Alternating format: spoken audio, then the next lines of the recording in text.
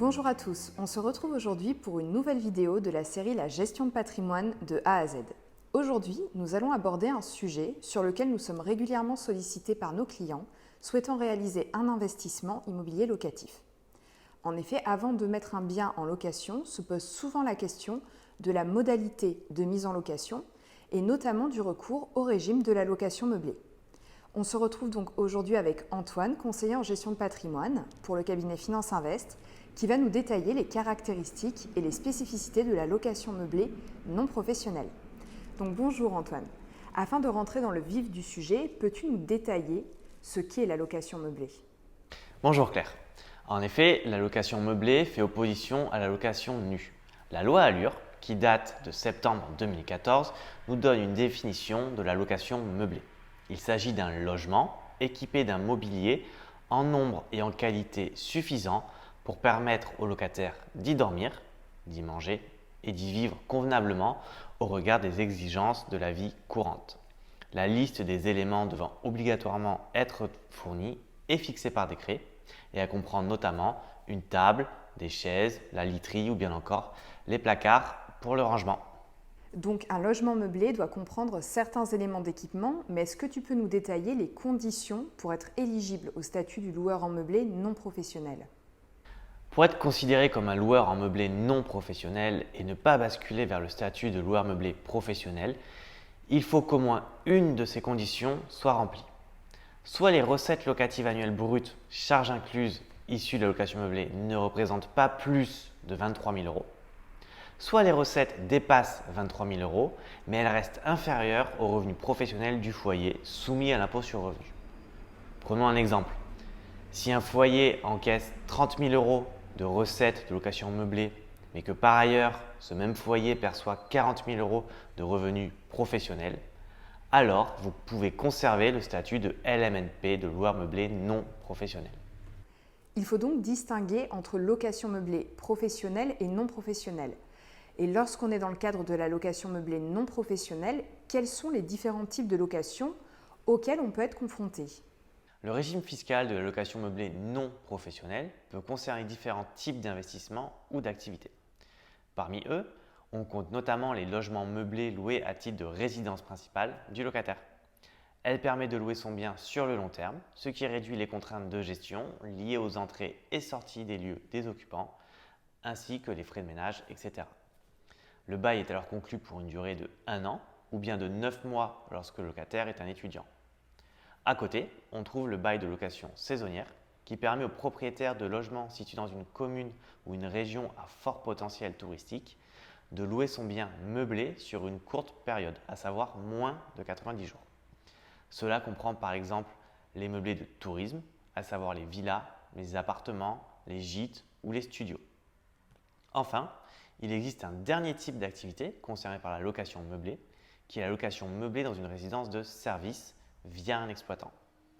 Elle permet d'investir en évitant les contraintes de gestion locative. En effet, c'est l'exploitant qui assume la gestion en louant le bien à des clients qui peuvent être des vacanciers, des étudiants ou bien des chambres d'EHPAD en y proposant différents types de services comme la fourniture du linge ou le petit déjeuner par exemple. Donc si l'on est dans l'un de ces trois cas, logement meublé loué à titre de résidence principale, location saisonnière ou encore location dans une résidence de service, quelle est la fiscalité applicable ? Tout d'abord, il faut savoir que les revenus issus de logements loués meublés sont soumis à l'impôt sur le revenu dans la catégorie des BIC, les bénéfices industriels et commerciaux, ainsi qu'aux prélèvements sociaux. Ce n'est pas le loyer encaissé qui est fiscalisé, mais le loyer diminué des charges supportées. À ce titre, vous avez le choix entre deux régimes d'imposition. D'un côté, le régime micro-BIC et de l'autre, le régime réel. Pour le régime micro-BIC, son principe est simple. Il s'agit d'un forfait qui consiste à appliquer une déduction de 50% sur les revenus encaissés sans avoir à justifier des charges réellement décaissées ou pas. Par exemple, si vous encaissez 10 000 euros de loyer sur une année en location meublée, alors après abattement, vous ne serez fiscalisé que sur 5 000. Néanmoins, le régime réel reste le plus intéressant fiscalement dans la majorité des cas. Il consiste à déduire des loyers encaissés les charges réelles telles que les intérêts d'emprunt, les frais d'assurance, la taxe foncière, les frais de gestion, mais également un amortissement comptable des constructions et des travaux réalisés sur le bien. Il est important de préciser que si un déficit est constaté du fait de l'importance des différentes charges et amortissements, ce déficit ne pourra pas venir s'imputer sur votre revenu global, comme dans le cas de la location nue. Par contre, il sera possible de reporter ce déficit sur les futurs revenus en BIC perçus lors des prochaines années. Donc l'un des principaux avantages dans le cadre de la location meublée non professionnelle avec option pour le régime réel est de pouvoir recourir à l'amortissement comptable. Peux-tu nous expliquer ce qu'est cet amortissement et pourquoi sa constatation constitue un avantage ? L'amortissement représente l'un des principaux avantages du LMNP. Il s'agit de la constatation annuelle de la perte de valeur du fait de l'usure ou du temps sur les composants du bien immobilier tels que les fenêtres, la façade ou encore la toiture. Cet amortissement, il permet de déduire une charge fictive qui correspond à la dégradation du bien.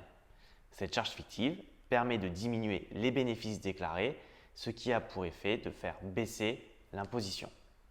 Comment les investisseurs doivent-ils faire s'ils souhaitent pouvoir bénéficier du régime réel et non du régime micro-BIC ? Au-delà de 72 600 € de loyer meublé encaissé annuellement, le régime réel s'applique de manière obligatoire. Mais ce régime peut également s'appliquer sur option au choix du bailleur s'il considère que celui-ci est plus avantageux compte tenu de l'importance de ses charges et de l'amortissement. Dans le cadre du régime réel, nous vous recommandons particulièrement le recours à un expert comptable qui sera à même de réaliser l'ensemble des déclarations nécessaires auprès de l'administration fiscale. Au-delà de l'option pour le régime réel, l'amortissement comptable constaté annuellement constitue une charge déductible au fil des ans. Quel est l'impact de cette déduction, notamment en cas de revente du bien et du calcul de la plus-value immobilière ? La plus-value éventuellement réalisée par le loueur en meublé non professionnel lors de la vente d'un bien immobilier relève du régime des plus-values immobilières des particuliers. Ainsi, les amortissements pratiqués jusqu'à la vente du bien ne sont pas réintégrés dans le calcul de la plus-value. C'est une des particularités qui rend ce statut très intéressant. Par ailleurs, le vendeur a la possibilité de bénéficier du forfait des 15% pour les dépenses de travaux et du forfait de 7,5% pour les frais d'acquisition. Enfin, comme dans le cas de la revente d'un bien immobilier loué en location nue, il est possible de bénéficier des différents abattements pour durée de détention. Ainsi, une exonération totale d'impôt sur le revenu s'applique au bout de 22 ans de détention et au bout de 30 ans pour les prélèvements sociaux. Donc si l'on veut résumer les avantages de recourir à la location meublée non professionnelle, quels sont ceux que tu mettrais en avant ? Ce type d'investissement locatif présente finalement de nombreux avantages. Premièrement, d'un point de vue patrimonial, puisqu'il est possible de se construire un patrimoine immobilier par l'acquisition d'un bien de rapport.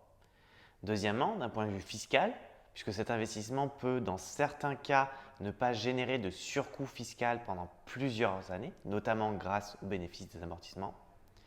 Et enfin, dernier point, c'est un avantage économique parce qu'il permet d'obtenir des revenus complémentaires qui seront peu fiscalisés. Merci Antoine d'avoir répondu à l'ensemble de ces questions destinées à mieux cerner les contours et les avantages de recourir à la location meublée non professionnelle. N'hésitez pas à nous solliciter si vous souhaitez obtenir des informations complémentaires sur ce sujet ou dans le cadre d'un éventuel projet d'investissement immobilier. Le cabinet Finance Invest reste à votre disposition pour répondre à l'ensemble de vos interrogations. Très bonne journée, à bientôt.